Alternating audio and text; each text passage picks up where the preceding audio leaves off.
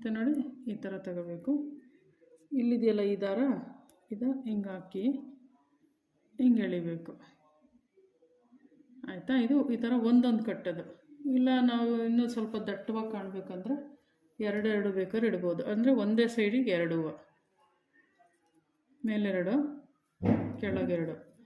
ನಾವು ಈ 2 ಬೆರಳಲ್ಲಿ ಇಡ್ತೀವಲ್ಲ, ಇದನ್ನು ಗ್ರಿಪ್ಪಾಗಿ ಇದನ್ನು ಟೈಟಾಗಿ ಇಟ್ಕೋಬೇಕು. ಹೂವನ್ನ 2 ಸುತ್ತು ಹಾಕಿ ಇಲ್ಲಿ 1 ಸುತ್ತು ಹಾಕಿ.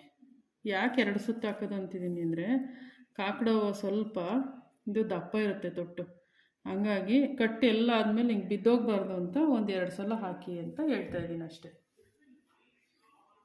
ನೋಡಿ ಅಷ್ಟು ಹೂವಿಂದ ಕಟ್ಟಿದ್ದು ನೋಡಿ ಇಷ್ಟೊಂದಾಯಿತು. ನೋಡಿ ಎಷ್ಟೊಂದು ಹೂವು ಆಗಿದೆ. ಈ ಥರ ಹೂವು ಕಟ್ಟಿದ ವಿಡಿಯೋ ನಿಮ್ಗೇನಾದರೂ ಇಷ್ಟ ಆದರೆ ಲೈಕ್ ಮಾಡಿ, ಶೇರ್ ಮಾಡಿ, ಹಾಗೆ ಸಬ್ಸ್ಕ್ರೈಬ್ ಆಗೋದಂತೂ ಮರಿಬೇಡಿ. ಥ್ಯಾಂಕ್ ಯು, ಧನ್ಯವಾದಗಳು.